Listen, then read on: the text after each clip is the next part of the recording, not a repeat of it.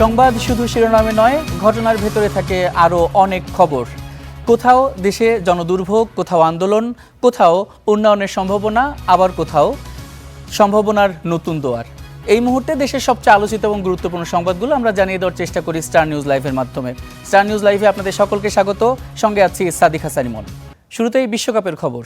নেইমারের প্রত্যাবর্তন, ভিনিসিয়াসের জোড়া গোলে সাম্বার তাল খুঁজে পেল 5 বারের বিশ্ব চ্যাম্পিয়ন ব্রাজিল।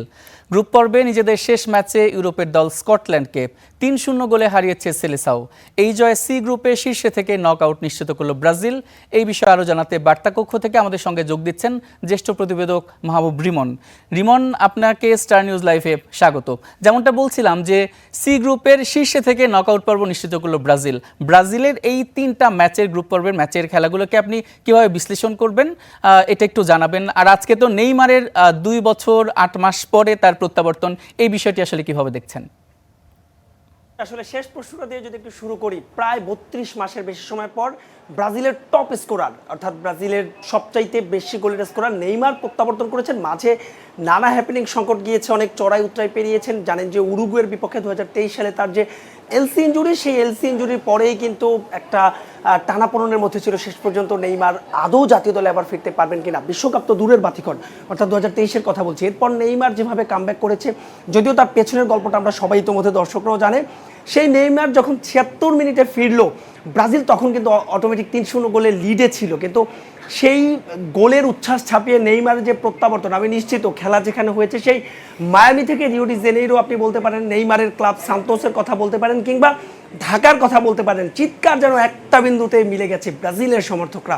আর শুরুতে আপনি যেটা বলছিলেন যে সাম্বার তাল খুঁজে পেয়েছে, ব্রাজিলের গ্রুপ পর্বের প্রথম 2টো ম্যাচ যদি আপনি বিশ্লেষণ করেন, সেই তুলনায় আজ কিন্তু ব্রাজিল একেবারে গোছানো ফুটবল খেলেছে এবং যারা সেলেসাও ভক্ত রয়েছেন তাদেরও কিন্তু রাত জায়গা সার্থক হয়েছে। আপনি ভিনির সঙ্গে, বিশেষ করে রাফিনিয়ার ইঞ্জুরিতে হয়তো বা সাপে বড় হয়ে গেছে এবং ভিনি যেভাবে আসলে কামব্যাক করলেন, ভাগ্য তার সঙ্গে আসলে ছিল না, কারণ তার সেই গোলটা যদি আসলে ফাউল না হতো তবে হ্যাট্রিকটা তার হয়ে যেতে পারতো এবং লিওনেল মেসির সমান 5 গোল তার হতে পারতো, তবে সেটা হয়নি। যা হয়েছে সেটাই বা কম কিসের। ভিনি 3 ম্যাচে 4 গোল করেছেন, টপ স্কোরারের এখন যৌথভাবে তিনি 3 জনের সঙ্গে 2 নম্বরে রয়েছেন 4 গোল করে। সব মিলিয়ে এই ব্রাজিল অনন্য সুন্দর এবং ব্রাজিলকে বলা হয় 5 বারের বিশ্ব চ্যাম্পিয়ন। সাম্বার তালের কথা বারবারই ঘুরে ফিরে আসছে। কার্লো অ্যানচেলোত্তি যখন তিনি রিয়াল মাদ্রিদ কিংবা এভারটনের কোচ ছিলেন, তার একটা কৌশল রয়েছে কিন্তু খেলার কৌশল, অর্থাৎ সময় যত যায় কার্লো অ্যানচেলোত্তি কিন্তু ততই ক্ষুরোধার হয়ে ওঠেন এবং তার সবচাইতে বড় প্রমাণ আপনি প্রথম ম্যাচে মরক্কোর বিপক্ষে, হ্যাঁ আপনি বলতেই পারেন যে শক্তিমত্তায় হয়তো মরক্কো এবং স্কটল্যান্ডের মধ্যে বিস্তর ফারাক রয়েছে, তবে আপনাকে ভুলে গেলে চলবে না, স্কটল্যান্ড কিন্তু ইউরোপের দল এবং ইউরোপের দলগুলো গতিময় ফুটবল খেলে। ম্যাকটোমিনি রয়েছে যে দল, স্কট ম্যাকটোমিনি, সেই দলের তুলনায় আপনি একেবারে কোনোভাবেই সেই স্কটল্যান্ডকে একেবারে বাতিলের খাতায় ফেলে দিতে পারবেন না। তবে মরক্কোর ম্যাচের সঙ্গে যদি আপনি কম্পেয়ার করেন, সময় যত গড়াচ্ছে এই ব্রাজিল কিন্তু ততটাই ভয়ঙ্কর হয়ে উঠছে এবং 7 পয়েন্ট এই গ্রুপের কিন্তু টপার সেটা বলাই যায়। যদিও মরক্কো দারুণ ফুটবল খেলেছে, জানেন যে তারা 2-0 অর্থাৎ 2 বার পিছিয়ে পড়ো 3-2 গোলে শেষ পর্যন্ত জয় পেয়েছে। গোল ব্যবধানে তারা শীর্ষ হতে পারেনি এবং একটা সমীকরণ বলে রাখতে চাই, ব্রাজিলের এই শীর্ষ, যেহেতু তারা শীর্ষ দল হিসেবে রাউন্ড অফ 32 নিশ্চিত করেছে, পরবর্তী যে রাউন্ড অর্থাৎ নকআউট, সেখানে কিন্তু ব্রাজিল হয়তোবা তুলনামূলক সহজ প্রতিপক্ষ পাবে এবং সব যদি ঠিক থাকে 2-2-4 মিলে যায়, নেদারল্যান্ডস নয় তারা জাপানকে পাবে এবং সেক্ষেত্রে তাদের যে শীর্ষ 16 সেই পথে অনেকটাই তারা এগিয়ে যাবে।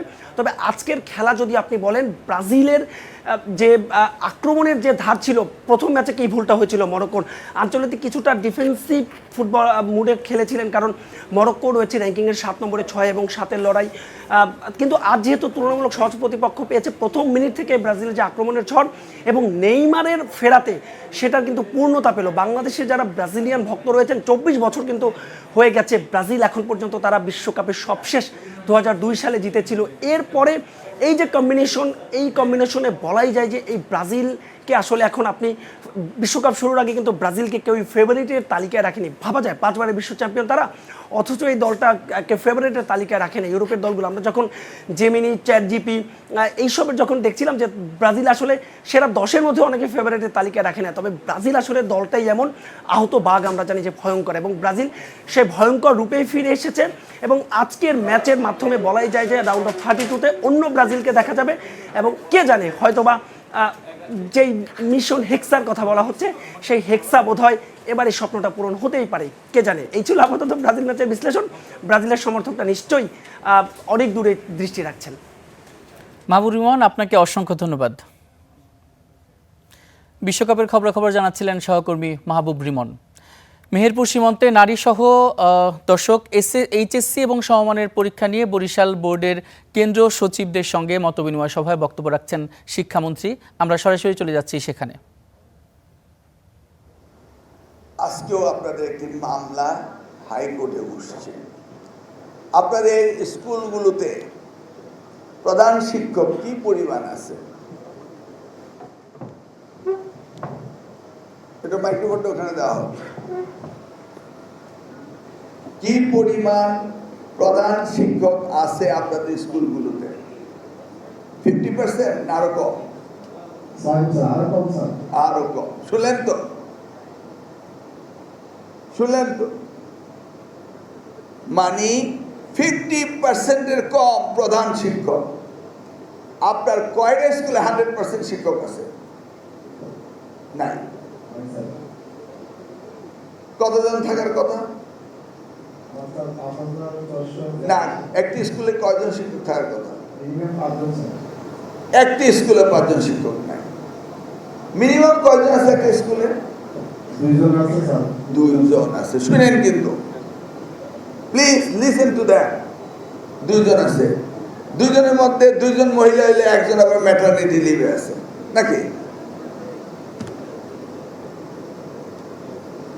কি রিয়াল পিকচার চান ভাই? রিয়াল পিকচার পেয়েছেন? সাংবাদিক ভাইরা রিয়াল পিকচার পেয়েছেন? তা আমি তো মন্ত্রী হলাম 4 মাস। এদিকে আমি মন্ত্রী হওয়ার পর হয়েছে না তার আগে থেকে ছিল? 2017 সাল থেকে 32,500 হেডমাস্টার নিয়োগ দিতে পারেনি মামলার জটের কারণে। 17 বরিশালে বক্তব্য রাখছেন শিক্ষামন্ত্রী আ.ন.ম এহসানুল হক মিলন। আমরা সরাসরি যুক্ত ছিলাম সেখানে। প্রধানমন্ত্রীর চীন সফর নিয়ে জানাতে বেইজিং থেকে যোগ দিচ্ছেন সহকর্মী জাকারিয়া আহমেদ। চলে যাচ্ছি তার কাছে। জাকারিয়া, আপনাকে স্বাগত স্টার নিউজ লাইভে। আজকে প্রধানমন্ত্রীর এজেন্ডায় কি কি রয়েছে, আর এই মুহূর্তে কোনো বৈঠক হচ্ছে কিনা জানাবেন।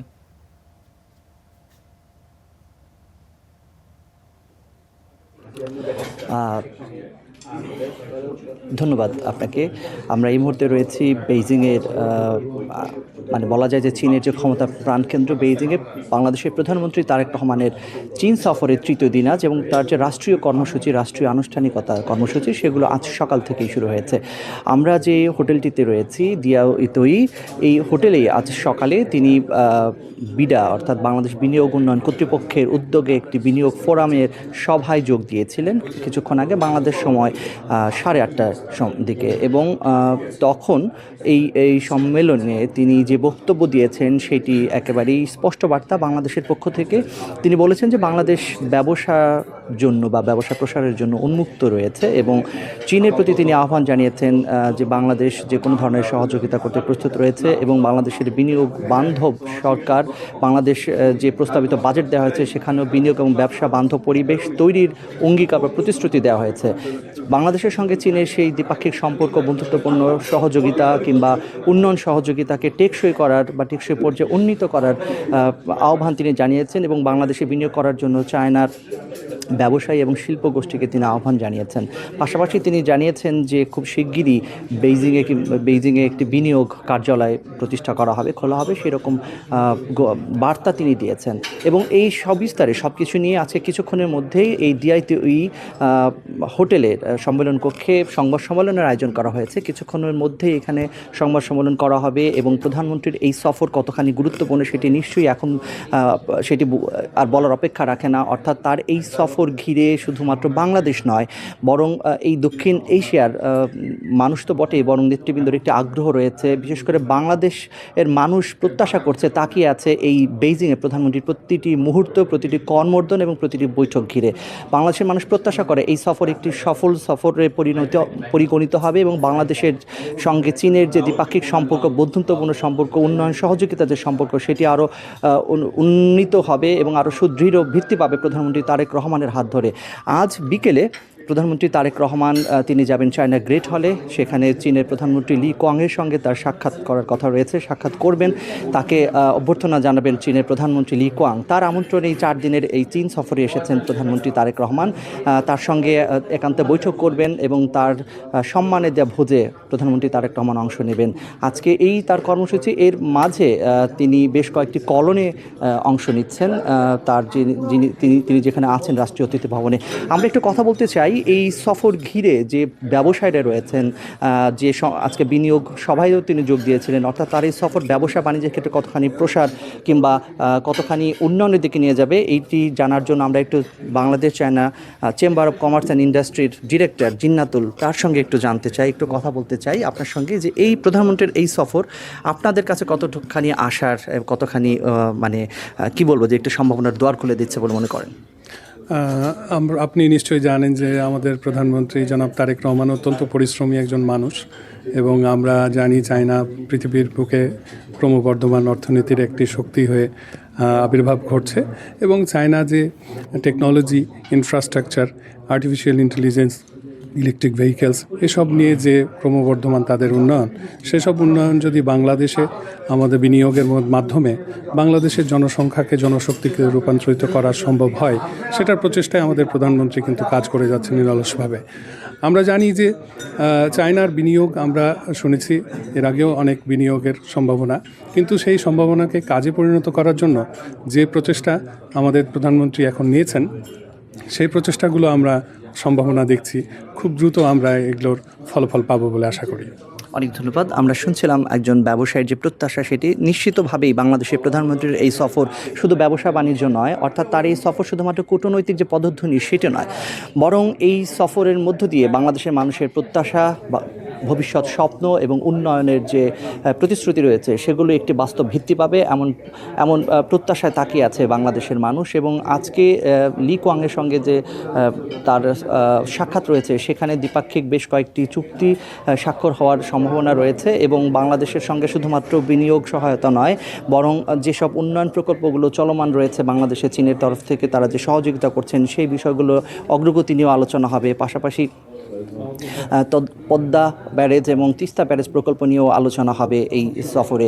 সামগ্রিকভাবে আগামীকাল, অর্থাৎ আগামীকাল শুক্রবার সবচেয়ে গুরুত্বপূর্ণ যে বৈঠক রয়েছে, সেটি হচ্ছে চীনের প্রেসিডেন্ট শি জিনপিংয়ের সঙ্গে প্রধানমন্ত্রী তারেক রহমানের দ্বিপাক্ষিক বৈঠক অনুষ্ঠিত হবে, এবং এর মধ্য দিয়ে একটি পরাশক্তি, অন্যতম পরাশক্তি চীনের সঙ্গে সম্পর্ক বজায় রাখার যে প্রতিশ্রুতি, সম্পর্ক এগিয়ে নেওয়ার যে প্রতিশ্রুতি, সেই বিষয়গুলো নিশ্চিতভাবে বাংলাদেশের মানুষকে আরও বেশি আশান্বিত করবে। জাকের আহমেদ, আপনাকে অসংখ্য ধন্যবাদ। কোন কোন চুক্তি হচ্ছে, বাংলাদেশ কিভাবে সুবিধা পেতে যাচ্ছে, সহযোগিতা পেতে যাচ্ছে, সে বিষয়ে নিশ্চয়ই আপনার কাছ থেকে আমরা আপডেট খবর জানব। চীনের বেইজিং সফর করছেন প্রধানমন্ত্রী তারেক রহমান, এবং সেখানে বেশ কিছু চুক্তি করেছেন এবং করবেন, সে খবর আমাদের সহকর্মী জাকের আহমেদ জানাচ্ছিলেন। এদিকে মেহেরপুর সীমান্তে নারীসহ 10 জনকে পুশিনের চেষ্টা করেছে বিএসএফ, তবে বিজিবির বাধায় ভেস্তে গেছে সেই চেষ্টা। এদিকে পুশিনের জন্য নওগাঁ সীমান্তে জড়ো করা 9 জনকে ফিরিয়ে নিয়েছে ভারত। সবশেষ খবর জানাতে মেহেরপুর থেকে যুক্ত হচ্ছেন আমাদের সহকর্মী রাশেদুজ্জামান, এবং নওগাঁ থেকে যুক্ত হচ্ছেন আমাদের সহকর্মী তৌহিদ ইসলাম। শুরুতে যাচ্ছি নওগাঁয়, সেখানে আছেন তৌহিদ এবং রাশেদ। আপনাদের দুজনকেই স্বাগত।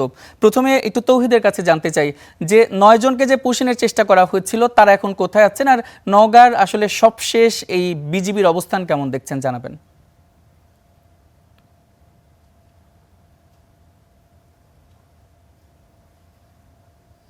যে 9 জনকে আসলে গতকাল পুশিনের চেষ্টা করা হয়েছিল, তাদেরকে কিন্তু গতকাল রাতেই আসলে ভারতীয় সীমান্তরক্ষী বাহিনী বিএসএফ ফেরত নিয়েছে, এমনটি কিন্তু স্থানীয়দের পক্ষ থেকে আমরা জানানো হয়েছে, এবং বিজিবির পক্ষ থেকেও আজকে সকালে জানানো হয়েছে, এবং একটি প্রেস নোটের পরিপ্রেক্ষিতে আসলে 16 বিজিবির পক্ষ থেকে জানানো হয়েছে গতকাল রাত 8টা থেকে 10টার মধ্যে আমার পাশে যে সীমান্ত দেখছেন, এই সীমান্তের লাইট আসলে বন্ধ ছিল, এবং এরই কোনো এক ফাঁকে যে 9 জনকে আসলে পুশিনের যে চেষ্টা করেছিল ছিল বিএসএফ তাদেরকে ফেরত নিয়ে গেছে এমনটি কিন্তু আমরা জানতে পেরেছি। এবং সীমান্তে আসার পরে এখন বেশ খানিকটা সীমান্ত পরিস্থিতি স্বাভাবিক। ওই পাশে আসলে বিএসএফের সদস্যরা তারা টহল দিচ্ছে, এই পাশে বিজিবি যারা সদস্যরা রয়েছেন তারাও টহল দিচ্ছে। সীমান্ত যে পুশিনের ঘটনা আপাতত আর এখন নেই। গতকাল যে চেষ্টা যেটি হয়েছিল সেটি তো বিজিবির বাধায় সেটি আসলে ব্যর্থ হয় এক প্রকার, এবং শেষমেশ রাত 9টা থেকে 10টার মধ্যে ভারতের যে লাইটগুলো দেখছেন এগুলো আসলে বন্ধ রেখে তাদেরকে কিন্তু ফিরিয়ে নিয়ে যাওয়া হয়েছে, এমনটি কিন্তু দাবি করেছেন বিএসএফের পক্ষ থেকে। এছাড়া বিজিবির পক্ষ থেকে আসলে বলা হচ্ছে সীমান্ত এরিয়াগুলোতে যে টহল সেটি আসলে বৃদ্ধি করা হয়েছে, বিশেষ করে যেসব সীমান্তে আসলে পুশিনের মতো ঘটনা ঘটছে সেসব এলাকাতে টহল জোরদার করা হয়েছে, বিজিবি সদস্য সেটিও আসলে বাড়ানো হয়েছে। সব মিলিয়ে টহল সেটি আসলে খুব পাকাপোক্ত করা হয়েছে বিজিবির পক্ষ থেকে, এমনটি জানানো হয়েছে। এবং গতকাল থেকে আমরা সীমান্ত এলাকায় আছি, এখানে আসার পরে দেখলাম যে বিজিবিকে আসলে বিভিন্নভাবে সহযোগিতা করছে স্থানীয়রা, অর্থাৎ যে কোনো পরিস্থিতিতে মোকাবেলায় স্থানীয়রা কিন্তু বিজিবিকে সাহস দিচ্ছে, তাদের পাশে থেকে সাহস দিচ্ছে, আমরা সেটি দেখছি। এছাড়া স্থানীয়দের সঙ্গে আমাদের কথা হচ্ছে, তারা আসলে বলছিলেন যে এইভাবে আন্তর্জাতিক আইন না মেনে রাতের অন্ধকারে বাচ্চা সহকারে এই মানুষগুলোকে বাংলাদেশে ঠেলে দেওয়া এটি আসলে খুবই অমানবিক সহ এটি আসলে অনেক বড় ধরনের একটি অপরাধ মনে করছেন স্থানীয়রা। কারণ কোনো দেশের অভিবাসীকে যদি সে নিজ দেশে ফিরাতে হয় তার একটি আন্তর্জাতিক আইন রয়েছে, সেই আইনের মাধ্যমে ফেরানোর যে প্রক্রিয়া সেটি আসলে খোলা থাকতে পারে। তবে এভাবে রাতের অন্ধকারে ছোট ছোট বাচ্চা নারীদের আসলে সীমান্ত পেরিয়ে দেওয়া, সীমান্ত থেকে ঠেলে দেওয়া বাংলাদেশের অভ্যন্তরে, এটি আসলে খুবই মানবতা বিরোধী কাজ বলে দাবি করেছেন স্থানীয়রা। এবং বিজিবির পক্ষ থেকে বলা হচ্ছে কোনো প্রকার সীমান্ত দিয়ে আসলে অনুপ্রবেশকারী বলেন পুশিনের মতো ঘটনা তারা আসলে বরদাস্ত করবে না, এমনটি কিন্তু জানানো হয়েছে বিজিবির পক্ষ থেকে। তবে বর্তমানে নওগাঁর যে সীমান্ত সেটি আসলে শান্ত রয়েছে। ইমন। তৌহিদ, আপনাকে অসংখ্য ধন্যবাদ। এবার মেহেরপুরের খবর জানবো সহকর্মী রাশেদুজ্জামানের কাছ থেকে। রাশেদ, শওড়াতলা সীমান্তে যে কজনকে পুশিনের চেষ্টা করা হয়েছিল তাদের অবস্থান এখন কোথায়, আর সে ব্যাপারে বিজিবি কি বলছে আর বিজিবির অবস্থান কি, সব মিলে জানাবেন।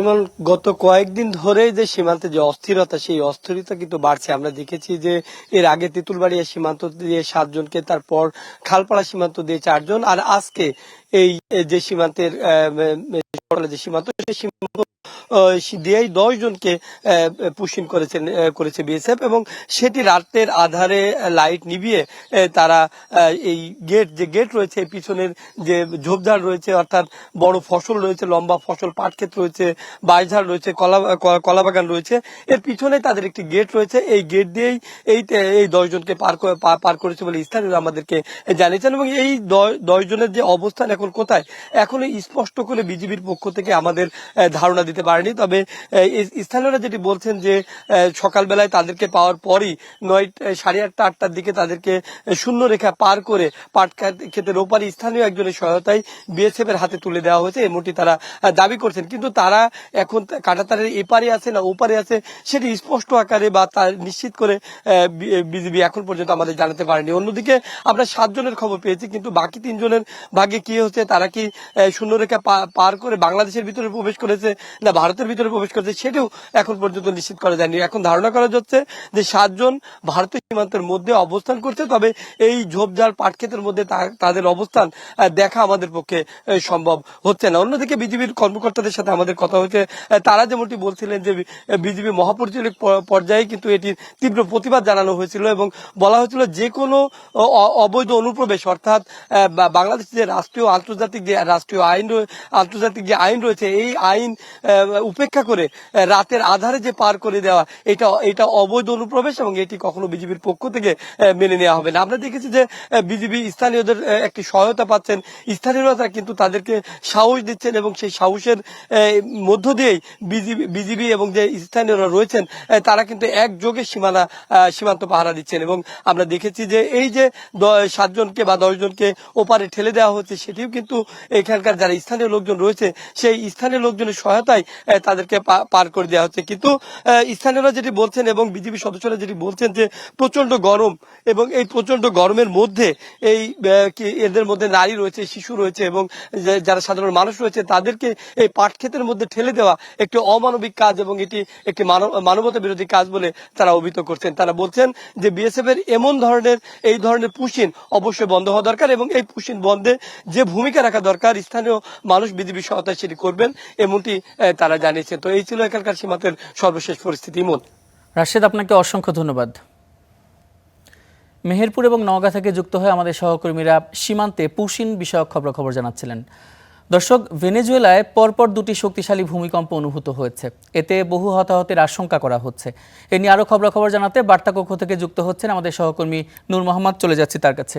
নূর মোহাম্মদ, আপনি তো সকাল থেকেই খবরাখবর রাখছেন, পরপর দুইটি ভূমিকম্পের ফলে ভেনেজুয়েলায় কী ধরনের ক্ষয়ক্ষতি হচ্ছে সেই কি খবর আছে, আর সরকারের পক্ষ থেকে জানানো হয়েছে কিনা যে এখন পর্যন্ত হতাহতের সংখ্যাটা ঠিক কত হতে পারে?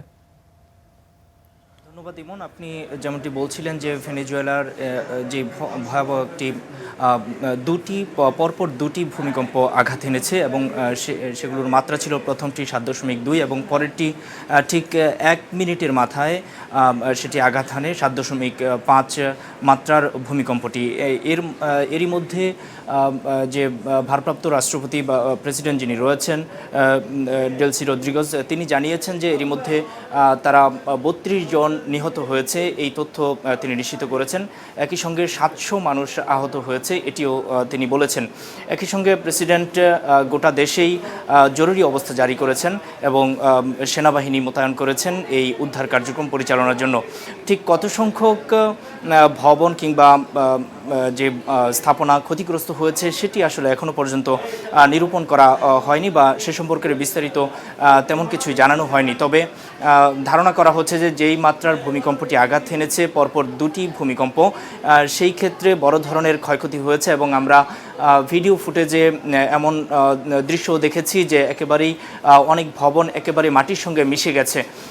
সরকারের পক্ষ থেকে বলা হয়েছে যে কেউ যেন আর এখন পর্যন্ত যেই এলাকাগুলোতে বেশি ক্ষয়ক্ষতি হয়েছে সেসব ভবনে যেন কেউ আর না থাকেন, খোলা আকাশের নিচে চলে যেতে বলেছে, যাতে করে আফটার শক যেগুলো হয়েছে এর মাধ্যমে যাতে ভবন আরও ভেঙে নিচে চাপা না পড়ে সেই আশঙ্কা করা হচ্ছে। এজন্য নিরাপদ স্থানে চলে যেতে বলা হয়েছে, এমনটাই সরকারের পক্ষ থেকে বলা হয়েছে। ভেনেজুয়েলার যে ভূমিকম্পের ইতিহাস সেটি কিন্তু আসলে একেবারেই নতুন নয়। এর আগেও বেশ কয়েকবার, অর্থাৎ 1967 সালে বড় একটি ভূমিকম্প হয়েছিল, সেখানে মারা গেছে প্রায় 232 জন। এর বাইরে 2018 সালেও ভূমিকম্প হয়েছিল। সব কিছু মিলিয়ে দেশটির এখন যে পরিস্থিতি, এই ভূমিকম্পের ফলে এখন পর্যন্ত 32 জনের মৃত্যু নিশ্চিত করে জানানো হলেও এই সংখ্যা আরও বাড়বে এটি কিন্তু নিশ্চিত করেই বলা যায়। এই যে আসলে অর্থনৈতিকভাবে ভেনেজুয়েলা, আপনি বলছিলেন যে বিভিন্ন ধরনের কাঠামোগত অবক্ষয় হয়েছে, ধ্বংস হয়েছে, তো আসলে অর্থনৈতিকভাবে কতটা পিছিয়ে পড়ার সম্ভাবনা রয়েছে বা অর্থনৈতিকভাবে কতটা ক্ষতির পরিমাণ একটু জানাবেন? দেখুন, ভেনেজুয়েলার অবস্থাটি আসলে আর্থিকভাবে, রাজনৈতিকভাবে নানাভাবেই সংকটাপূর্ণ। কারণ এরই মধ্যে আপনি জানেন যে গত জানুয়ারির শেষ দিকে মার্কিন প্রেসিডেন্ট ডোনাল্ড ট্রাম্প একটি অপারেশন চালিয়ে ভেনেজুয়েলার প্রেসিডেন্টকে অর্থাৎ মাদুরোকে তুলে নিয়ে গেছেন এবং তিনি এখন পর্যন্ত বিচারের মুখোমুখি মার্কিন আদালতে এবং সেখানকার কারাগারেই তিনি বন্দী রয়েছেন। তো এরই মধ্যে দেশটির যে অর্থনৈতিক এবং রাজনৈতিক বিষয়গুলো রয়েছে সেগুলো আসলে কোনোটি আসলে সুরাহা হয়নি। মার্কিন কর্তৃপক্ষ ভেনেজুয়েলার তেল বিক্রির চেষ্টা করছে বিভিন্ন জায়গায় এবং সেটির নিয়ন্ত্রণও তারা পুরোপুরি নিয়েছে। নতুন করে এখন পর্যন্ত নির্বাচন হয়নি।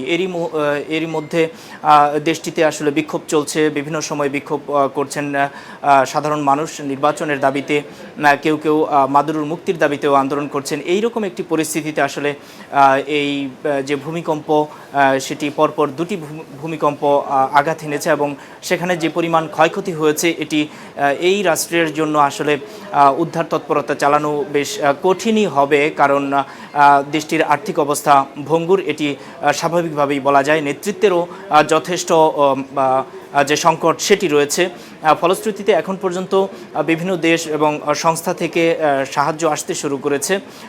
এখন যে উদ্ধার তৎপরতা সেটি আসলে কোন পর্যায়ে এগোয় এবং ক্ষয়ক্ষতি পুরোপুরি কতটুকু হয়েছে সেটি নিরূপণ করাই আসলে বড় চ্যালেঞ্জ সরকারের জন্য। আপনাকে অসংখ্য ধন্যবাদ নূর মোহাম্মদ। পরবর্তীতে নিশ্চয়ই আপডেট আপনার মাধ্যমে আমরা দর্শকদের জানিয়ে দেব। ভেনেজুয়েলার ভূমিকম্পের খবর জানাতে বার্তাকক্ষ থেকে যুক্ত ছিলেন সহকর্মী নূর মোহাম্মদ। আশুরা উপলক্ষে পুরান ঢাকার হুসাইনি দালান ইমামবাড়া থেকে তাজিয়া মিছিলের প্রস্তুতি চলছে। এ ব্যাপারে আরও জানাতে যোগ দিচ্ছেন সহকর্মী মাহমুদুল হাসান। মাহমুদুল হাসান, আপনাকে স্বাগত। এই যে তাজিয়া মিছিলের প্রস্তুতি কেমন দেখছেন, আর যে কোনো ধরনের দুর্ঘটনা বা বিশৃঙ্খলা এড়াতে আইন শৃঙ্খলা বাহিনীর অবস্থান কেমন দেখছেন?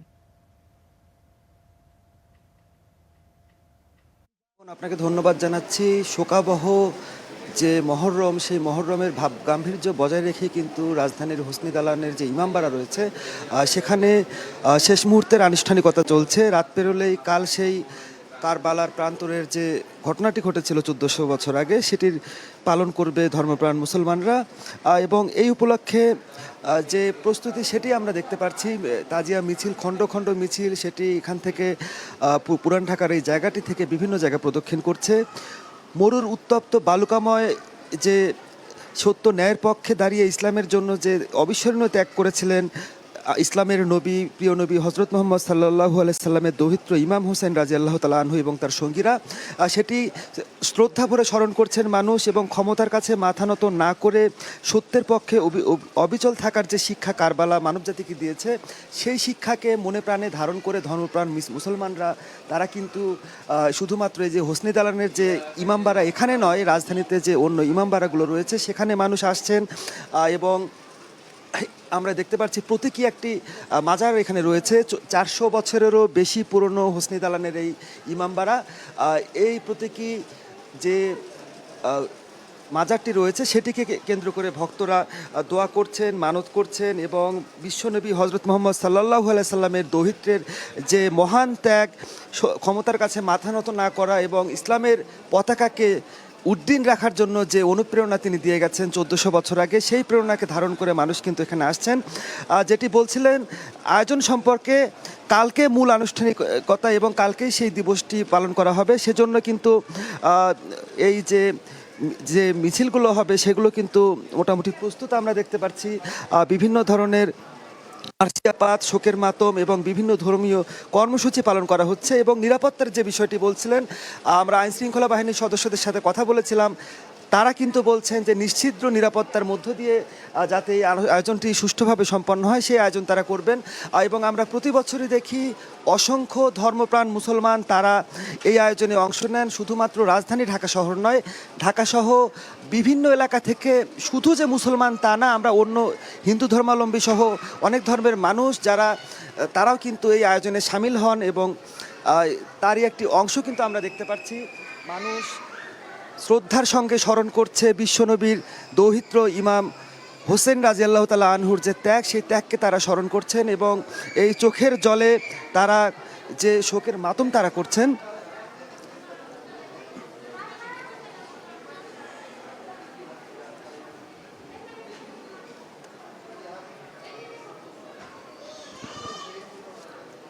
আমরা দেখতে পাচ্ছি যারা এখানে এসেছেন প্রত্যেকেই একটি কথা, যে ত্যাগ ইসলামের জন্য করে গেছেন হোসেন রাদিয়াল্লাহু তাআলা আনহু, সেই ত্যাগকে ধারণ করে এবং ইসলামকে বুকে ধারণ করে তারা সামনের দিনে পথ চলতে চান। এবং যে আয়োজনটি কালকের রয়েছে সেই আয়োজনে সকালে এই তাজিয়া মিছিলটি বের হবে, এবং এই মিছিলটি রাজধানীর বিভিন্ন প্রাঙ্গণ প্রদক্ষিণ করে ইমামবাড়ার যে জায়গাটিতে আমরা রয়েছি সেখানে এসে কিন্তু শেষ হবে। ইমন। মাহমুদুল হাসান, আপনাকে অসংখ্য ধন্যবাদ। আগামীকাল যখন মিছিল শুরু হবে বা আনুষ্ঠানিকতা শুরু হবে তখন নিশ্চয়ই আপডেট আপনার মাধ্যমে আমরা দর্শকদের জানিয়ে দেব।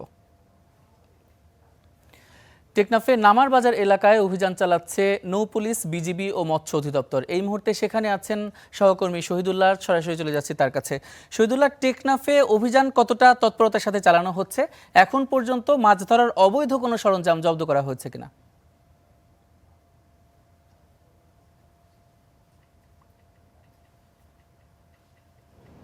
ইমন, টেকনাফে সকাল 8টা থেকে শুরু করে প্রায় 10টা পর্যন্ত নৌ পুলিশ, বিজিবি এবং মৎস্য অধিদপ্তরের কর্মকর্তারা টেকনাফে অবৈধ কারেন্ট জাল জব্দের জন্য বিভিন্ন দোকানে এবং গোডাউনে অভিযান পরিচালনা করেছে। আমরা যে অবৈধ জালগুলো আটক করেছে, জালের মধ্যে রয়েছে মিয়ানমার এবং বাংলাদেশে, দুই দেশে জাল, অবৈধ জাল এখানে উদ্ধার করেছে এবং জালের মধ্যে প্রায় কোটি টাকারও বেশি জাল জব্দ করেছে বিজিবি। তবে এই জালগুলো উদ্ধার করার পরে, জব্দ করার পরে সেই জালগুলো বিজিবি এবং যারা নৌ-পুলিশ রয়েছে তারা সমন্বয়ে তারা বিজিবির ক্যান্টনমেন্টে নিয়ে যাওয়া হয়েছে এবং পরবর্তীতে সেগুলো ধ্বংস করা হবে বলে আমাদেরকে জানিয়েছেন। তবে এই অভিযানের সময় কোনো যারা জালের মালিক রয়েছেন তাদেরকে কাউকে আটক করা সম্ভব হয়নি এবং সেই বিষয়ে তারা এখানে অভিযান পরিচালনা করেছেন এবং পরবর্তীতে তাদেরকে বিরুদ্ধে কি কি ব্যবস্থা নেওয়া হবে সেই বিষয়ে তারা এখানে সচেতনতামূলক এবং যারা দোকান রয়েছে তাদেরকে এবং অভিযানের বিষয়ে তারা অবগত করেছেন। তবে এখানে অভিযানের যে জালগুলো আটক করা হয়েছে সেই জাল দিয়ে মৎস্য আহরণ করলে তখন সেই মাছগুলো, যে ছোট ছোট যে মাছগুলো আহরণ করা হয় সেগুলো অনেক সময় নষ্ট হয়ে যায়, যার ফলে এখানে এই অবৈধ কারেন্ট জাল জব্দের জন্য বিজিবি এবং প্রশাসনের পক্ষ থেকে জোরালো অভিযান পরিচালনা করা হয়েছে। এই ছিল টেকনাফ থেকে আমার কাছে সবশেষ। শহীদুল্লাহ, আপনাকে অসংখ্য ধন্যবাদ।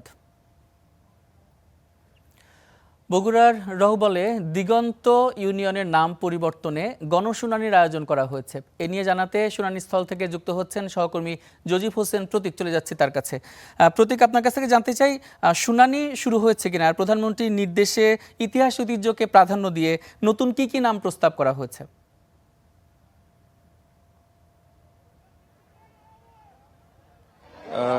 জি, সকাল 10টা থেকেই রহবল ইউনিয়নে যে এই দিগন্ত ইউনিয়ন নাম পরিবর্তন করে দ্বিতীয় পর্যায়ে গণশুনানি সেটি শুরু হয়েছে এবং এখন পর্যন্ত আমরা যতদূর দেখছি যে 12টি বুথে বিপুল সংখ্যক এখানকার যারা জনগণ রয়েছেন তারা আসছেন, একে একে তারা তাদের নামটি প্রস্তাবনা করছেন এবং তারা বলছেন যে এর আগের বার অর্থাৎ দিগন্ত ইউনিয়ন করার সময় যে গণশুনানির কথা বলা হচ্ছে সেই গণশুনানির কথা এখানকার একটি মানুষও তারা বলতে পারেন না এবং আমরা কয়েকজনের সাথে কথা, বেশিরভাগ মানুষই বলছেন যে তারা কেউই এই ব্যাপারে জানতেন না, অবগত ছিলেন না এবং তারা যখন জানতে পারলেন যে দিগন্ত ইউনিয়নটি নামকরণ হয়ে গেছে এরপরে তারা কিন্তু এক ধরনের ক্ষোভ প্রকাশ করেন।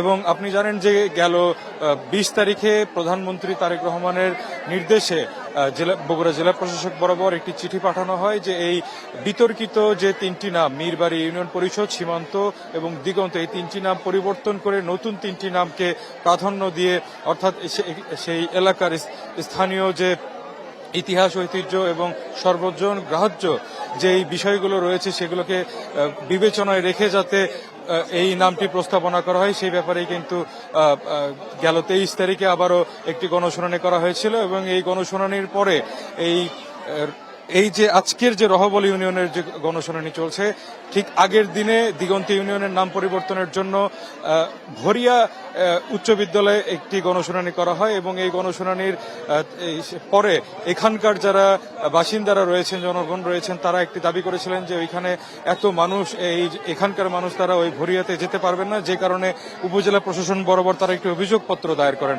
এবং এই অভিযোগের ভিত্তিতে এবং স্বচ্ছতার ভিত্তিতে উপজেলা প্রশাসন আজকে দ্বিতীয় পর্যায়ে আজকে এই রহবল ইউনিয়নে তারা এই গণশুনানির আয়োজন করেছেন বলে আমাদেরকে জানিয়েছেন এখানকার যিনি এই কমিটির যিনি আহ্বায়ক আল মামুন রয়েছেন, পল্লী উন্নয়ন কর্মকর্তা, তিনি আমাদেরকে সেটি জানিয়েছেন এবং এই স্বচ্ছতার ভিত্তিতে যাতে পরবর্তীতে আর কোনো ধরনের বিতর্ক তৈরি না হয় এই জন্য সীমান্ত, মীরবাড়ি এবং দিগন্ত ইউনিয়ন পরিষদের নাম পরিবর্তন করে সর্বজন গ্রাহ্য এবং জনগণের যে প্রত্যাশিত নামটি সেটি কিন্তু তারা সুপারিশ আকারে জেলা প্রশাসকের কাছে প্রেরণ করবেন এবং এই জেলা প্রশাসক তিনি সেই জিনিসটি নির্ধারণ করবেন এবং স্থানীয় সরকার অধিদপ্তর কিংবা মন্ত্রণালয়ের কাছে তারা এই নামটি প্রস্তাবনার জন্য পাঠাবেন। এরপরে আসলে গেজেট আকারে সেটি প্রকাশ করা হবে। তো আমরা এখানকার যারা জনসাধারণ রয়েছে তাদের সাথে কথা বলেছি, তারা বলছেন যে এই রহবলটি এই মোকামতলা উপজেলার মধ্যে একটি মধ্যবর্তী স্থান হওয়ায় তারা এই রহবলটিকেই ইউনিয়ন পরিষদ হিসেবে দাবি করছেন এবং এখানে একটি বন্দর রয়েছে, হাট রয়েছে, সরকারি প্রাথমিক বিদ্যালয় থেকে শুরু করে এখানকার যে যাতায়াত ব্যবস্থা সবকিছুই মোটামুটি ভালো হওয়ার কারণে এখানকার যারা জনসাধারণ রয়েছেন তারা কিন্তু সেই দাবিটি করছেন। একটি তথ্য জানিয়ে রেখি যে এই মোকামতলা উপজেলায় দিগন্ত ইউনিয়নের মধ্যে যে দিগন্ত ইউনিয়নের নামে যে আসলে 8টি মৌজা রয়েছে এবং এই 8টি মৌজার মধ্যে প্রায় 17,759 জন জনসংখ্যা রয়েছে এই ইউনিয়নের মধ্যে। তো আসলে আজকের পরে এই গণশুনানির পরে যেই নামটি প্রস্তাবনায় বেশি আসবে সেই নামটি কিন্তু ইউনিয়নের নাম হবে বলে এখানকার যারা মানুষ এবং সাধারণ রয়েছেন তারা সেটি প্রত্যাশা করছেন। তো এই ছিল আমার কাছে এই গণশুনানি থেকে সর্বশেষ খবরাখবর। ইমন। জজিব হোসেন প্রতীক, আপনাকে অসংখ্য ধন্যবাদ। নরসিংদীতে বিশেষ চাহিদা সম্পন্ন শিশুদের নিয়ে ফল উৎসবের আয়োজন করা হচ্ছে। এই মুহূর্তে সেখানে আছেন সহকর্মী বদরুল আমিন চৌধুরী, চলে যাচ্ছে তার কাছে।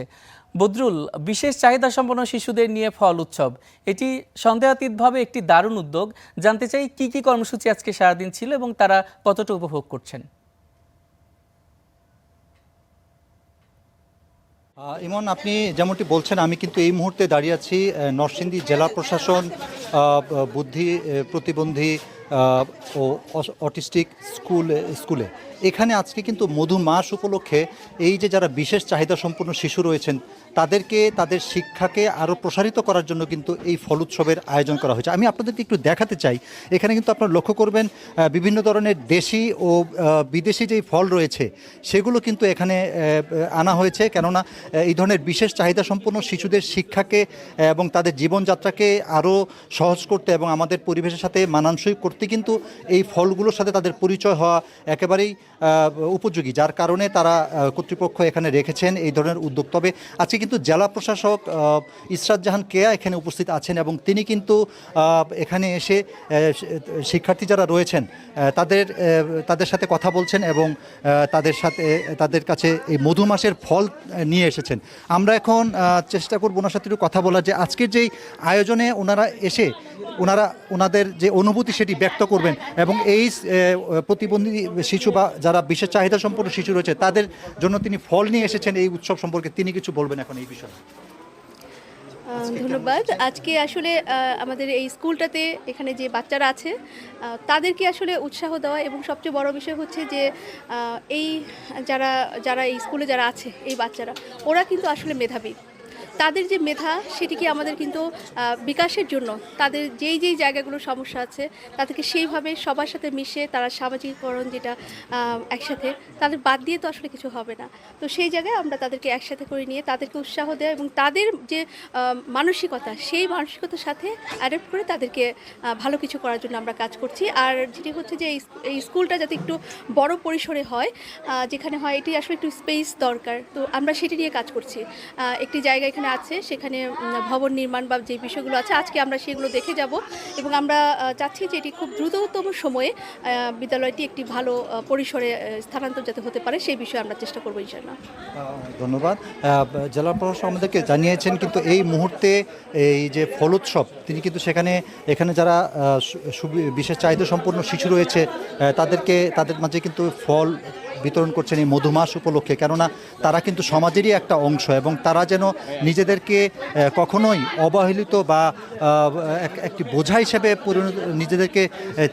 নিজেদেরকে চিন্তা না করেন, সেই জন্যই কিন্তু তাদের বিশেষভাবে তাদের ট্রেন আপ করা এবং তাদেরকে আমাদের সমাজের সাধারণ মানুষের সাথে মিলেমিশে তারা কিভাবে চলবে সেই বিষয়গুলোকে আলোকপাত করার জন্য মূলত এই ধরনের আয়োজন এবং সেই সাথে সাথে এই সমস্ত প্রতিষ্ঠান যেগুলো রয়েছে সেগুলোর শিক্ষা ব্যবস্থাপনাটা এইভাবেই সাজানো হয়েছে। তবে একটি বিষয় জানিয়ে রাখতে চাই, জেলা প্রশাসক যেমনিভাবে বলছিলেন যে এইটি একটি একেবারেই ছোট পরিসরে করা হয়েছে কিন্তু এর শিক্ষার্থীর সংখ্যা কিন্তু অনেক, অর্থাৎ প্রায় 200 জন শিক্ষার্থী এই স্কুলটিতে অধ্যয়ন করছেন, কিন্তু এর পরিসর বড় করার জন্য কিন্তু তারা চেষ্টা করছেন, কেননা নতুন একটি জায়গা নির্ধারণ করা হয়েছে যাতে করে আরও বড় পরিসরে সরকারিভাবে এই স্কুলটি পরিচালনা করা হয়, যাতে করে আরও বেশি সংখ্যক সুবিধাবঞ্চিত শিশুদের শিক্ষা কার্যক্রমের আওতায় এনে তাদের ভবিষ্যৎ গড়ার জন্য বিনির্মাণে তারা চেষ্টা রাখতে পারেন সেই বিষয়গুলো কিন্তু তারা আলোকপাত করছেন। তো এই ছিল আমার কাছে এখান থেকে এই ফল উৎসব ঘিরে সবশেষ পরিস্থিতি।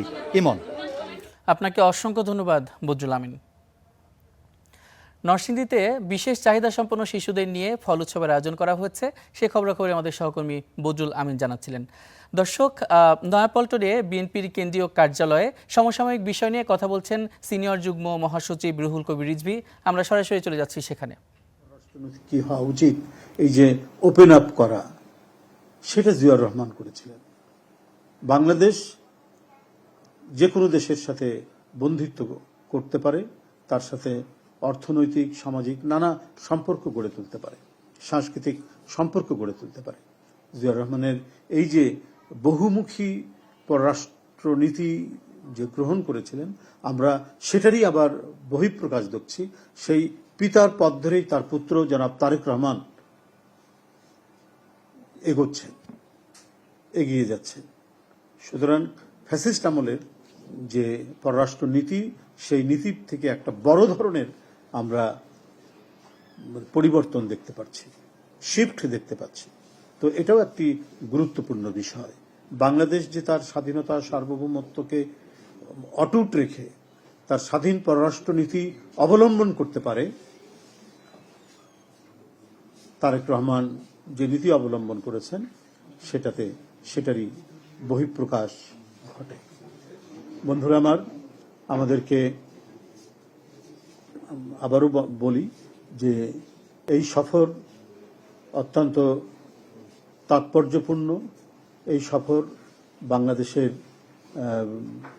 অর্থনৈতিক উন্নয়নে বড় ধরনের অবদান রাখবে এবং চীনের সাথে শহীদ রাষ্ট্রপতি জিয়াউর রহমানের আমল থেকে যে বিশ্বস্ত এবং বন্ধুত্বপূর্ণ যে সম্পর্ক, সে সম্পর্ক আরো জোরদার হলো জনাব তারেক রহমানের এই সফরের মধ্যে দিয়ে।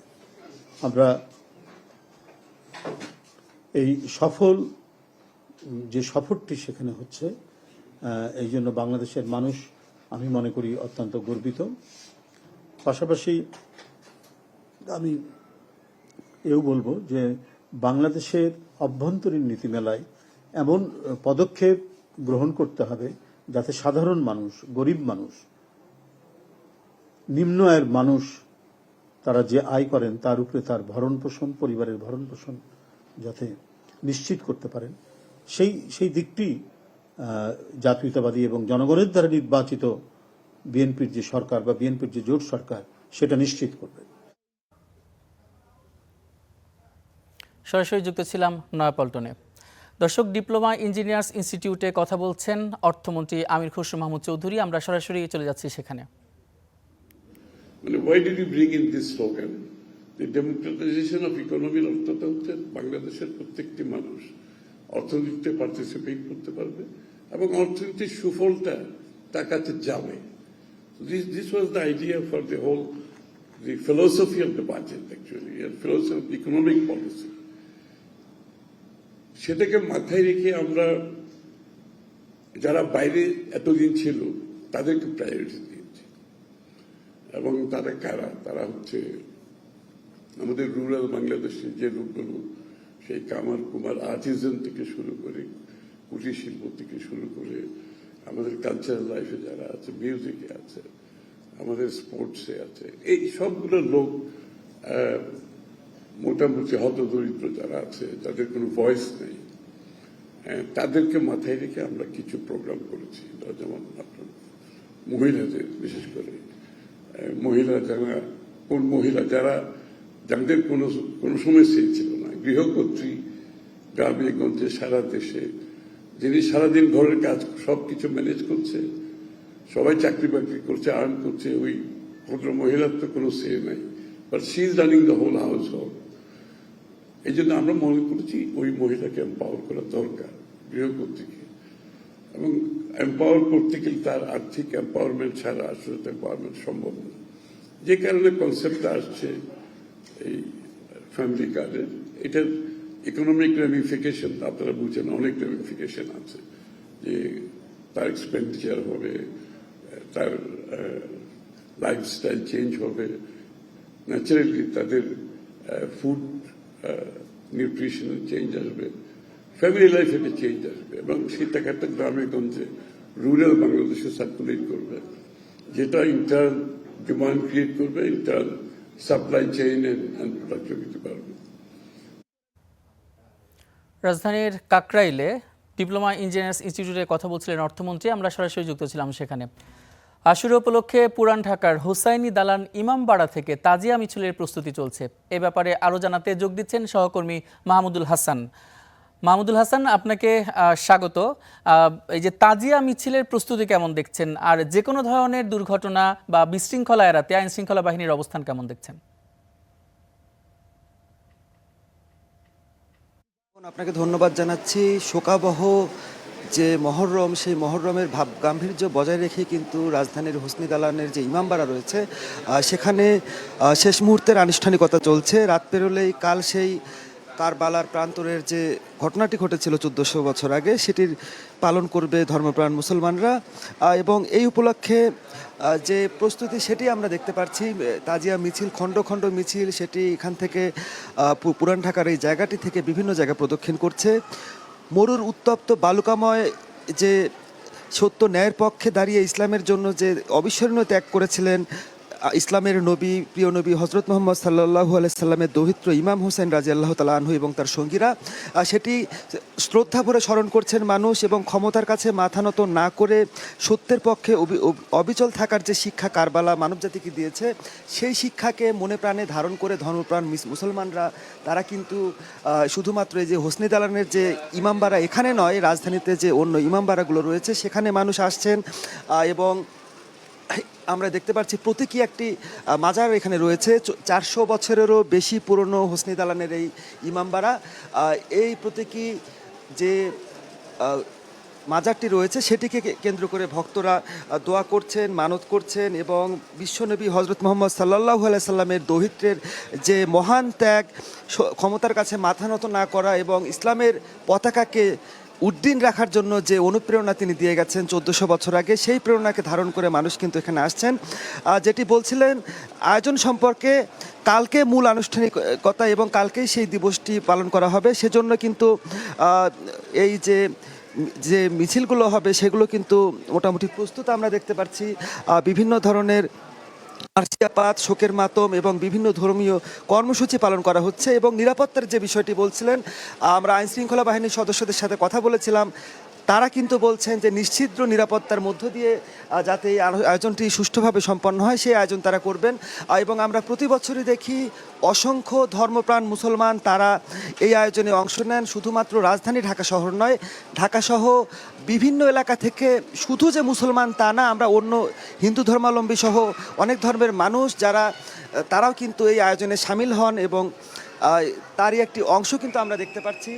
মানুষ শ্রদ্ধার সঙ্গে স্মরণ করছে বিশ্বনবীর দৌহিত্র ইমাম হোসেন রাদিয়াল্লাহু তাআলা আনহুর যে ত্যাগ, সেই ত্যাগকে তারা স্মরণ করছেন এবং এই চোখের জলে তারা যে শোকের মাতম তারা করছেন।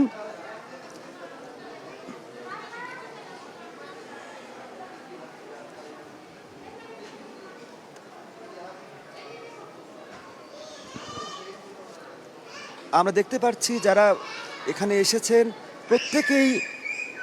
প্রত্যেকেই একটি কথা, যে ত্যাগ ইসলামের জন্য করে গেছেন হোসেন রাদিয়াল্লাহু তাআলা আনহু, সেই ত্যাগকে ধারণ করে এবং ইসলামকে বুকে ধারণ করে তারা সামনের দিনে পথ চলতে চান। এবং যে আয়োজনটি কালকের রয়েছে সেই আয়োজনে সকালে এই তাজিয়া মিছিলটি বের হবে এবং এই মিছিলটি রাজধানীর বিভিন্ন প্রাঙ্গণ প্রদক্ষিণ করে ইমামবাড়ার যে জায়গাটিতে আমরা রয়েছি সেখানে এসে কিন্তু শেষ হবে।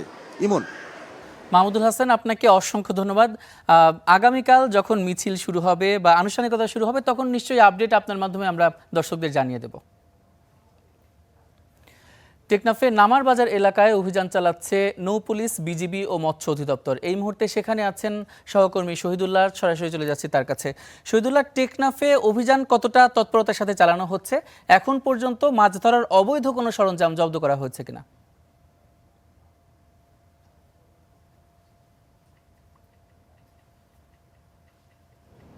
ইমন, টেকনাফে সকাল 8টা থেকে শুরু করে প্রায় 10টা পর্যন্ত নৌ পুলিশ, বিজিবি এবং মৎস্য অধিদপ্তরের কর্মকর্তারা টেকনাফে অবৈধ কারেন্ট জাল জব্দের জন্য বিভিন্ন দোকানে এবং গোডাউনে অভিযান পরিচালনা করেছে। আমরা যে অবৈধ জালগুলো আটক করেছে, জালের মধ্যে রয়েছে মিয়ানমার এবং বাংলাদেশে, দুই দেশের জাল, অবৈধ জাল এখানে উদ্ধার করেছে এবং জালের মধ্যে প্রায় কোটি টাকারও বেশি জাল জব্দ করেছে বিজিবি। তবে এই জালগুলো উদ্ধার করার পরে, জব্দ করার পরে সেই জালগুলো বিজিবি এবং যারা নৌ পুলিশ রয়েছে তারা সমন্বয়ে তারা বিজিবির ক্যান্টনমেন্টে নিয়ে যাওয়া হয়েছে এবং পরবর্তীতে সেগুলো ধ্বংস করা হবে বলে আমাদেরকে জানিয়েছেন। তবে এই অভিযানের সময় কোনো যারা জালের মালিক রয়েছেন তাদেরকে কাউকে আটক করা সম্ভব হয়নি এবং সেই বিষয়ে তারা এখানে অভিযান পরিচালনা করেছেন এবং পরবর্তীতে তাদেরকে বিরুদ্ধে কি কি ব্যবস্থা নেওয়া হবে সেই বিষয়ে তারা এখানে সচেতনতামূলক এবং যারা দোকান রয়েছে তাদেরকে এবং অভিযানের বিষয়ে তারা অবগত করেছেন। তবে এখানে অভিযানের যে জালগুলো আটক করা হয়েছে, সেই জাল দিয়ে মৎস্য আহরণ করলে তখন সেই মাছগুলো, যে ছোট ছোট যে মাছগুলো আহরণ করা হয়, সেগুলো অনেক সময় নষ্ট হয়ে যায়, যার ফলে এখানে অবৈধ কারেন্ট জাল জব্দের জন্য বিজিবি এবং প্রশাসনের পক্ষ থেকে জোরালো অভিযান পরিচালনা করা হয়েছে। এই ছিল টেকনাফ থেকে আমার কাছে সব শেষ। শহীদুল্লাহ, আপনাকে অসংখ্য ধন্যবাদ। বগুড়ার রহবলে দিগন্ত ইউনিয়নের নাম পরিবর্তনে গণশুনানির আয়োজন করা হয়েছে। এ নিয়ে জানাতে শুনানিস্থল থেকে যুক্ত হচ্ছেন সহকর্মী জজিফ হোসেন প্রতীক। চলে যাচ্ছি তার কাছে। প্রতীক, আপনার কাছ থেকে জানতে চাই, শুনানি শুরু হয়েছে কিনা, আর প্রধানমন্ত্রীর নির্দেশে ইতিহাস ঐতিহ্যকে প্রাধান্য দিয়ে নতুন কি কি নাম প্রস্তাব করা হয়েছে?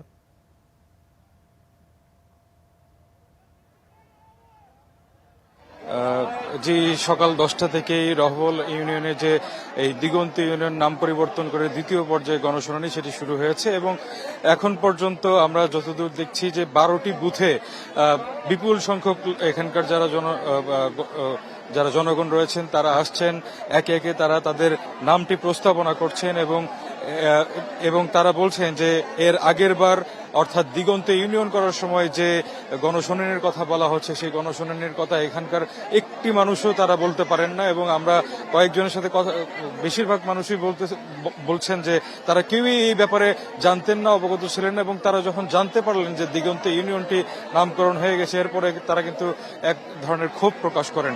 এবং আপনি জানেন যে গেল 20 তারিখে প্রধানমন্ত্রী তারেক রহমানের নির্দেশে বগুড়া জেলা প্রশাসক বরাবর একটি চিঠি পাঠানো হয় যে এই বিতর্কিত যে 3টি নাম, মীরবাড়ি ইউনিয়ন পরিষদ, সীমান্ত এবং দিগন্ত, এই 3টি নাম পরিবর্তন করে নতুন 3টি নামকে প্রাধান্য দিয়ে, অর্থাৎ সেই এলাকার স্থানীয় যে ইতিহাস ঐতিহ্য এবং সর্বজন গ্রাহ্য যেই বিষয়গুলো রয়েছে সেগুলোকে বিবেচনায় রেখে যাতে এই নামটি প্রস্তাবনা করা হয়, সেই ব্যাপারেই কিন্তু গেল 23 তারিখে আবারও একটি গণশুনানি করা হয়েছিল এবং এই গণশুনানির পরে এই যে আজকের যে রহবল ইউনিয়নের যে গণশুনানি চলছে, ঠিক আগের দিনে দিগন্ত ইউনিয়নের নাম পরিবর্তনের জন্য ভরিয়া উচ্চ বিদ্যালয়ে একটি গণশুনানি করা হয় এবং এই গণশুনানির পরে এখানকার যারা বাসিন্দারা রয়েছেন, জনগণ রয়েছেন, তারা একটি দাবি করেছিলেন যে ওইখানে এত মানুষ, এখানকার মানুষ তারা ওই ভরিয়াতে যেতে পারবেন না, যে কারণে উপজেলা প্রশাসন বরাবর তারা একটি অভিযোগপত্র দায়ের করেন এবং এই অভিযোগের ভিত্তিতে এবং স্বচ্ছতার ভিত্তিতে উপজেলা প্রশাসন আজকে দ্বিতীয় পর্যায়ে আজকে এই রহবল ইউনিয়নে তারা এই গণশুনানির আয়োজন করেছেন বলে আমাদেরকে জানিয়েছেন এখানকার যিনি এই কমিটির যিনি আহ্বায়ক আল মামুন রয়েছেন, পল্লী উন্নয়ন কর্মকর্তা, তিনি আমাদেরকে সেটি জানিয়েছেন এবং এই স্বচ্ছতার ভিত্তিতে যাতে পরবর্তীতে আর কোনো ধরনের বিতর্ক তৈরি না হয়, এই জন্য সীমান্ত, মীরবাড়ি এবং দিগন্ত ইউনিয়ন পরিষদের নাম পরিবর্তন করে সর্বজন গ্রাহ্য এবং জনগণের যে প্রত্যাশিত নামটি সেটি কিন্তু তারা সুপারিশ আকারে জেলা প্রশাসকের কাছে প্রেরণ করবেন এবং এই জেলা প্রশাসক তিনি সেই জিনিসটি নির্ধারণ করবেন এবং স্থানীয় সরকার অধিদপ্তর কিংবা মন্ত্রণালয়ের কাছে তারা এই নামটি প্রস্তাবনার জন্য পাঠাবেন। এরপরে আসলে গেজেট আকারে সেটি প্রকাশ করা হবে। তো আমরা এখানকার যারা জনসাধারণ রয়েছে তাদের সাথে কথা বলেছি, তারা বলছেন যে এই রহবলটি এই মোকামতলা উপজেলার মধ্যে একটি মধ্যবর্তী স্থান হওয়ায় তারা এই রহবলটিকেই ইউনিয়ন পরিষদ হিসেবে দাবি করছেন এবং এখানে একটি বন্দর রয়েছে, হাট রয়েছে, সরকারি প্রাথমিক বিদ্যালয় থেকে শুরু করে এখানকার যে যাতায়াত ব্যবস্থা সবকিছুই মোটামুটি ভালো হওয়ার কারণে এখানকার যারা জনসাধারণ রয়েছেন তারা কিন্তু সেই দাবিটি করছেন। একটি তথ্য জানিয়ে রেখি যে এই মোকামতলা উপজেলায় দিগন্ত ইউনিয়নের মধ্যে যে দিগন্ত ইউনিয়নের নামে যে আসলে 8টি মৌজা রয়েছে এবং এই 8টি মৌজার মধ্যে প্রায় 17,759 জন জনসংখ্যা রয়েছে এই ইউনিয়নের মধ্যে। তো আসলে আজকের পরে এই গণশুনানির পরে যেই নামটি প্রস্তাবনায় বেশি আসবে সেই নামটি কিন্তু ইউনিয়নের নাম হবে বলে এখানকার যারা মানুষ এবং সাধারণ রয়েছেন তারা সেটি প্রত্যাশা করছেন। তো এই ছিল আমার কাছে গণশুনানির থেকে সর্বশেষ খবর। জজিফ হোসেন প্রতীক, আপনাকে অসংখ্য ধন্যবাদ। নরসিংদীতে বিশেষ চাহিদা সম্পন্ন শিশুদের নিয়ে ফল উৎসবের আয়োজন করা হচ্ছে। এই মুহূর্তে সেখানে আছেন সহকর্মী বদরুল আমিন চৌধুরী। চলে যাচ্ছে তার কাছে। বদরুল, বিশেষ চাহিদা সম্পন্ন শিশুদের নিয়ে ফল উৎসব, এটি সন্দেহাতীতভাবে একটি দারুণ উদ্যোগ। জানতে চাই কি কি কর্মসূচি আজকে সারাদিন ছিল এবং তারা কতটা উপভোগ করছেন। ইমন, আপনি যেমনটি বলছেন, আমি কিন্তু এই মুহূর্তে দাঁড়িয়ে আছি নরসিংদী জেলা প্রশাসন বুদ্ধি প্রতিবন্ধী ও অটিস্টিক স্কুলে। এখানে আজকে কিন্তু মধু মাস উপলক্ষে এই যে যারা বিশেষ চাহিদা সম্পন্ন শিশু রয়েছেন তাদেরকে তাদের শিক্ষাকে আরও প্রসারিত করার জন্য কিন্তু এই ফল উৎসবের আয়োজন করা হয়েছে। আমি আপনাদেরকে একটু দেখাতে চাই, এখানে কিন্তু আপনারা লক্ষ্য করবেন বিভিন্ন ধরনের দেশি ও বিদেশি যেই ফল রয়েছে সেগুলো কিন্তু এখানে আনা হয়েছে, কেননা এই ধরনের বিশেষ চাহিদা সম্পন্ন শিশুদের শিক্ষাকে এবং তাদের জীবনযাত্রাকে আরও সহজ করতে এবং আমাদের পরিবেশের সাথে মানানসই করতে কিন্তু এই ফলগুলোর সাথে তাদের পরিচয় হওয়া একেবারেই উপযোগী, যার কারণে তারা কর্তৃপক্ষ এখানে রেখেছেন এই ধরনের উদ্যোগ। তবে আজকে কিন্তু জেলা প্রশাসক ইসরাত জাহান কেয়া এখানে উপস্থিত আছেন এবং তিনি কিন্তু এখানে এসে শিক্ষার্থী যারা রয়েছেন তাদের সাথে কথা বলছেন এবং তাদের কাছে এই মধু মাসের ফল নিয়ে এসেছেন। আমরা এখন চেষ্টা করব ওনার সাথে একটু কথা বলার, যে আজকের যেই আয়োজনে ওনারা এসে ওনাদের যে অনুভূতি সেটি ব্যক্ত করবেন এবং এই প্রতিবন্ধী শিশু বা যারা বিশেষ চাহিদা সম্পন্ন শিশু রয়েছে তাদের জন্য তিনি ফল নিয়ে এসেছেন এই উৎসব সম্পর্কে তিনি কিছু বলবেন এখন এই বিষয়ে। ধন্যবাদ। আজকে আসলে আমাদের এই স্কুলটাতে এখানে যে বাচ্চারা আছে তাদেরকে আসলে উৎসাহ দেওয়া এবং সবচেয়ে বড় বিষয় হচ্ছে যে এই যারা এই স্কুলে যারা আছে এই বাচ্চারা ওরা কিন্তু আসলে মেধাবী। তাদের যে মেধা সেটিকে আমাদের কিন্তু বিকাশের জন্য তাদের যেই জায়গাগুলো সমস্যা আছে তাদেরকে সেইভাবে সবার সাথে মিশে তারা সামাজিকীকরণ যেটা একসাথে তাদের বাদ দিয়ে তো আসলে কিছু হবে না। তো সেই জায়গায় আমরা তাদেরকে একসাথে করে নিয়ে তাদেরকে উৎসাহ দেওয়া এবং তাদের যে মানসিকতা সেই মানসিকতার সাথে অ্যাডাপ্ট করে তাদেরকে ভালো কিছু করার জন্য আমরা কাজ করছি। আর যেটি হচ্ছে যে এই স্কুলটা যাতে একটু বড় পরিসরে হয়, যেখানে হয় এটি আসলে একটু স্পেস দরকার, তো আমরা সেটি নিয়ে কাজ করছি।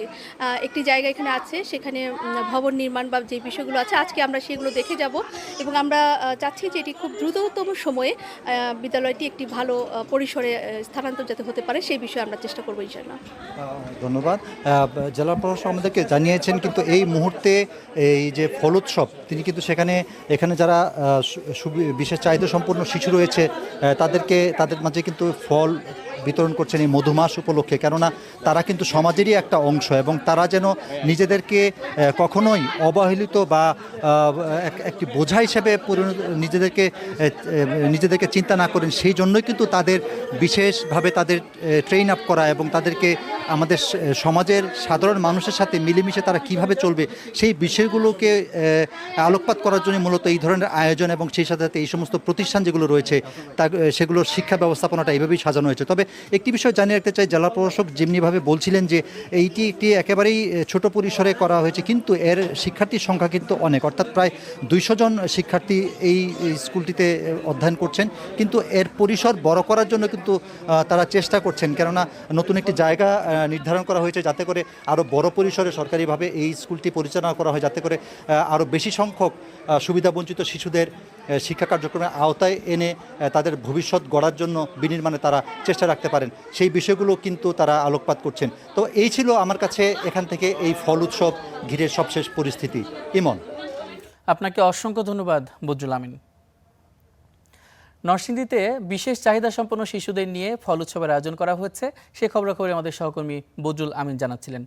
দর্শক, নয়াপল্টনে বিএনপির কেন্দ্রীয় কার্যালয়ে সমসাময়িক বিষয় নিয়ে কথা বলছেন সিনিয়র যুগ্ম মহাসচিব রুহুল কবির রিজভী। আমরা সরাসরি চলে যাচ্ছি সেখানে। কি হওয়া উচিত, এই যে ওপেন আপ করা, সেটা জিয়াউর রহমান করেছিলেন। বাংলাদেশ যে কোনো দেশের সাথে বন্ধুত্ব করতে পারে, তার সাথে অর্থনৈতিক সামাজিক নানা সম্পর্ক গড়ে তুলতে পারে, সাংস্কৃতিক সম্পর্ক গড়ে তুলতে পারে।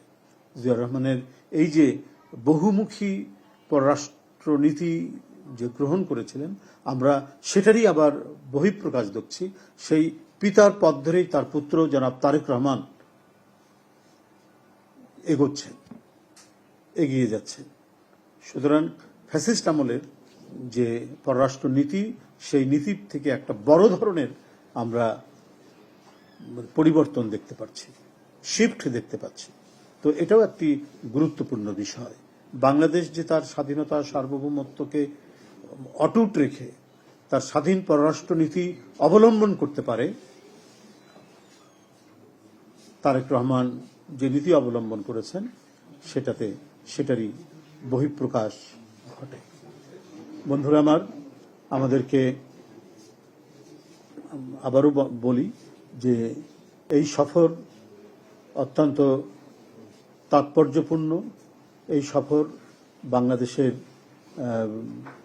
অর্থনৈতিক উন্নয়নে বড় ধরনের অবদান রাখবে এবং চীনের সাথে শহীদ রাষ্ট্রপতি জিয়াউর রহমানের আমল থেকে যে বিশ্বস্ত এবং বন্ধুত্বপূর্ণ যে সম্পর্ক, সে সম্পর্ক আরও জোরদার হলো জনাব তারেক রহমানের এই সফরের মধ্যে দিয়ে। আমরা এই যে সফরটি সেখানে হচ্ছে, এই জন্য বাংলাদেশের মানুষ আমি মনে করি অত্যন্ত গর্বিত।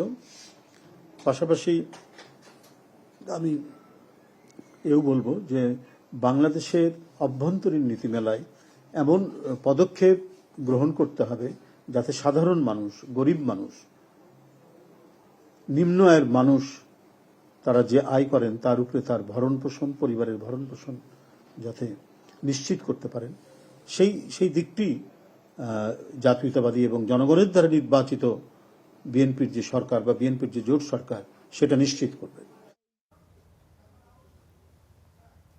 সরাসরি যুক্ত ছিলাম নয়াপল্টনে। দর্শক, ডিপ্লোমা ইঞ্জিনিয়ার্স ইনস্টিটিউটে কথা বলছেন অর্থমন্ত্রী আমির খসরু মাহমুদ চৌধুরী। আমরা সরাসরি চলে যাচ্ছি সেখানে। Why did you bring in this slogan? The democratization of economy অর্থটা হচ্ছে বাংলাদেশের প্রত্যেকটি মানুষ অর্থনীতিতে পার্টিসিপেট করতে পারবে এবং অর্থনীতির সুফলটা তার কাছে যাবে। This was the idea for the philosophy of the budget actually, and philosophy of economic policy. সেটাকে মাথায় রেখে আমরা যারা বাইরে এতদিন ছিল তাদেরকে প্রায়োরিটি দিয়েছি। এবং তারা কারা? তারা হচ্ছে আমাদের রুরাল বাংলাদেশের যে লোকগুলো, সেই কামার কুমার আর্টিজান থেকে শুরু করে, কুটির শিল্প থেকে শুরু করে, আমাদের কালচারাল লাইফে যারা আছে, মিউজিকে আছে, আমাদের স্পোর্টসে আছে, এই সবগুলো লোক মোটামুটি হতদরিদ্র যারা আছে, যাদের কোনো ভয়েস নেই, তাদেরকে মাথায় রেখে আমরা কিছু প্রোগ্রাম করেছি। যেমন আপনার মহিলাদের, বিশেষ করে মহিলা যারা যাদের কোনো সমস্যা ছিল না, গৃহকর্ত্রী, গ্রামে গঞ্জে সারা দেশে, যিনি সারাদিন ঘরের কাজ সবকিছু ম্যানেজ করছে, সবাই চাকরি বাকরি করছে, আর্ন করছে, ওই ভদ্র মহিলার তো কোনো সে নাই, but she is running the whole household. এই জন্য আমরা মনে করেছি ওই মহিলাকে এম্পাওয়ার করা দরকার, গৃহকর্ত্রীকে। এবং এম্পাওয়ার করতে গেলে তার আর্থিক এম্পাওয়ারমেন্ট ছাড়া আসলে এম্পাওয়ারমেন্ট সম্ভব না। যে কারণে কনসেপ্টটা আসছে এই ফ্যামিলি কার্ডের, এটার ইকোনমিক রেমিফিকেশন আপনারা বুঝেন, অনেক রেমিফিকেশন আছে, যে তার এক্সপেন্ডিচার হবে, তার লাইফস্টাইল চেঞ্জ হবে, ন্যাচারালি তাদের ফুড নিউট্রিশনাল চেঞ্জ আসবে, ফ্যামিলি লাইফে চেঞ্জ আসবে, এবং সেই টাকাটা গ্রামে গঞ্জে রুরাল বাংলাদেশে সার্কুলেট করবে, যেটা ইন্টার্ন ডিমান্ড ক্রিয়েট করবে, internal supply chain and productivity বাড়বে। উজানের ঢলের সবশেষ পরিস্থিতি জানাতে লালমনিরহাট থেকে যুক্ত হচ্ছেন সহকর্মী সাব্বির আহমেদ। চলে যাচ্ছি তার কাছে। সাব্বির, আপনাকে স্বাগত। সাব্বির, গতকাল যে উজানের ঢলে আসলে প্লাবিত যে এলাকাগুলো হয়েছিল তার সবশেষ পরিস্থিতি কি? বন্যার শঙ্কা দেখা দিয়েছে কিনা?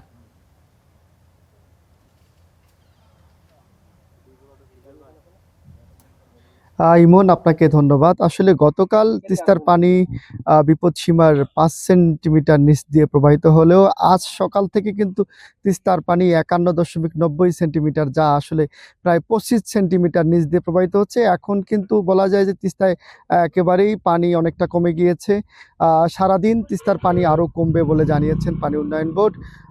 পানি কমার সঙ্গে সঙ্গে লালমনিরহাটের যে নিম্ন অঞ্চলগুলো রয়েছে, যেমন লালমনিরহাটের আদিতমারি উপজেলার মহিষকোছা এবং লালমনিরহাট সদরে কালমাটি, এই অঞ্চলগুলোতে কিন্তু বেশ কিছু ভাঙন দেখা দিয়েছে ইতিমধ্যে। জেলা প্রশাসনের পক্ষ থেকে এই বন্যা দুর্গত এলাকার জন্য ইতিমধ্যে 220 মেট্রিক টন চাল এবং 5,50,000 টাকা বরাদ্দ করা হয়েছে। এবং যে অঞ্চলগুলোতে জলাবদ্ধতা রয়েছে এখনো, সেই অঞ্চলগুলোতে বেশ কিছু যে চলতি মৌসুমের যে আবাদি যে শাকসবজি রয়েছে, আমনের বীজতলা রয়েছে, বাদাম রয়েছে, সেই ফসলগুলোরও কিন্তু বেশ কিছু ক্ষয়ক্ষতি হয়েছে। পাশাপাশি এই যে চর অঞ্চলগুলো রয়েছে, চরে কিন্তু বেশ কিছু চারণভূমি রয়েছে, যে চারণভূমিগুলোতে মানুষ গরু ছাগল এখানে লালন পালন করেন। সেই চারণভূমির ঘাসগুলোও কিন্তু পচে গিয়েছে। ইমন, এখন পর্যন্ত তিস্তার পানির বাড়ার কোনো পূর্বাভাস না থাকলেও তিস্তার পানি কিন্তু কমছে এবং ভাঙ্গন এবং ফসলের বেশ কিছু ক্ষতি ইতিমধ্যে দৃশ্যমান হয়েছে। ইমন, এই হচ্ছে লালমনিরহাটের তিস্তার সর্বশেষ তথ্য। আপনাকে অসংখ্য ধন্যবাদ। সেবা খাতে দুর্নীতি নিয়ে জাতীয় খানা জরিপ 2025 প্রকাশ করছে টিআইবি। সরাসরি চলে যাচ্ছি সেখানে। জনগণের অংশগ্রহণমূলক কার্যক্রম নিয়মিত পরিচালনা করতে হবে। নাগরিকরা যাতে সহজেই বিভিন্ন সেবা প্রাপ্তির বিষয়ে হালনাগাদ ও পরিপূর্ণ তথ্য জানতে পারে, সেই লক্ষ্যে সংশ্লিষ্ট সেবাদানকারী প্রতিষ্ঠানের ওয়েবসাইটকে অধিকতর কার্যকর করার উদ্যোগ নিতে হবে। সেবা প্রদানকারী প্রতিষ্ঠানের সামাজিক যোগাযোগ মাধ্যম কার্যকর করতে হবে, যেখানে সেবা গ্রহীতার সক্রিয় অংশগ্রহণের সুযোগ থাকবে।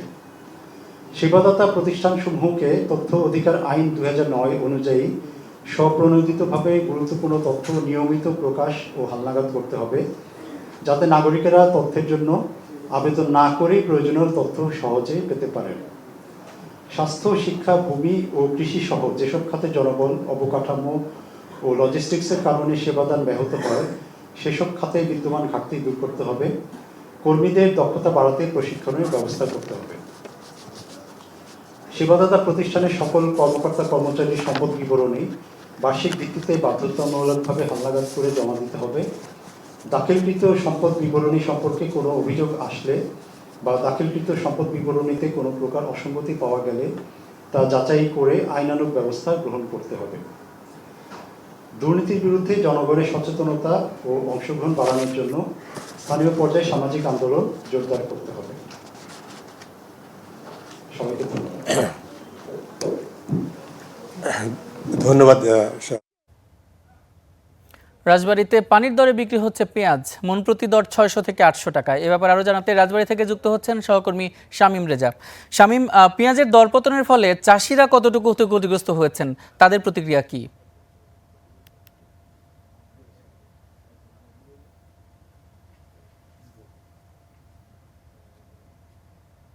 দেখুন, পেঁয়াজ উৎপাদনকারী জেলা হিসেবে পরিচিত রাজবাড়ী জেলা, এই জেলাতে কিন্তু প্রত্যেক বছরেই বিপুল পরিমাণে পেঁয়াজ আবাদ হয়ে থাকে এবং এবছর কিন্তু পেঁয়াজ চাষিরা পেঁয়াজের যে বাজার মূল্য পাচ্ছে, সেই বাজার মূল্যে কিন্তু তারা কিন্তু একেবারেই হতাশা হয়ে পড়েছে।